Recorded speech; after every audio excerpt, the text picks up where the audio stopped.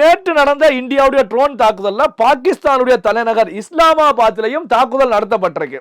மெயினா பாத்தீங்கன்னா இந்த இஸ்லாமாபாத்ல தான் பாகிஸ்தானுடைய தளபதி அசீம் முனீர் அவர்கள் இருக்கக்கூடிய பகுதி. அங்கேயும் ட்ரோன் தாக்குதல் அவருடைய இருப்பிடத்துக்கு அருகாமையில் ட்ரோன் தாக்குதல் நடத்தப்பட்டதா செய்திகள் வெளியாயிருக்கு.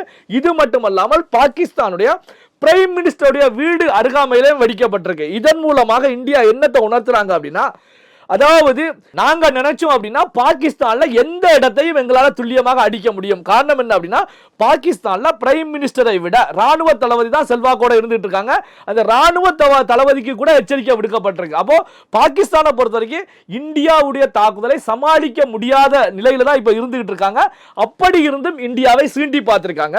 இப்ப இந்தியாவை பொறுத்த வரைக்கும் இந்த செந்தூர் ஆக்ஷனை பொறுத்த வரைக்கும் தொடர்ச்சியாக தொடரும் அப்படின்னு சொல்லி தெரிவிச்சிருக்காங்க. அப்போ இந்த ஆக்ஷனை பொறுத்த வரைக்கும் இன்று உயர்மட்ட ஹை செக்யூரிட்டி மீட்டிங் எல்லாமே இந்தியாவில் நடக்கும். நடந்த விஷயங்கள் எல்லாமே சொல்லப்படும்.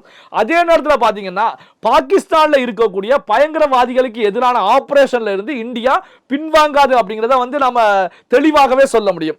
அதே நேரத்தில் இந்தியாவை பொறுத்த வரைக்கும் இப்போ பாகிஸ்தான் மீது தாக்குதல் நடத்தினாலும் மிகப்பெரிய ஒரு அதிர்வலை, அச்சம், பயம் சைனாவுக்கு ஏற்பட்டிருக்கிறது அப்படின்னு சொல்லலாம். காரணம் என்ன அப்படின்னா, சைனாவுடைய வெப்பன்ஸை தான் இவங்க பாகிஸ்தான் பயன்படுத்துறாங்க. அப்போ சைனாவை பொறுத்த வரைக்கும் சைனாவால் அச்சுறுத்தல் ஏற்படக்கூடிய நாடுகள் பல நாடுகள் இருந்துட்டு இருக்காங்க. தைவானை சொல்லலாம், மலேசியாவை சொல்லலாம், இந்தோனேசியாவை சொல்லலாம், தாய்லாண்டை சொல்லலாம். இந்த நாடுகள் எல்லாமே சைனா மூலமாக அச்சுறுத்தலுக்கு உள்ளாகக்கூடிய நாடுகள். அப்ப இந்தியா சைனாவுடைய வெப்பன்ஸை பூரா ஒண்ணுமே இல்லாம தவிடுபடி ஆக்குறது பாகிஸ்தான்ல அப்படின்னு சொன்னா இந்த நாடுகளுடைய பார்வை எல்லாமே இந்தியா பக்கம் திரும்பும்.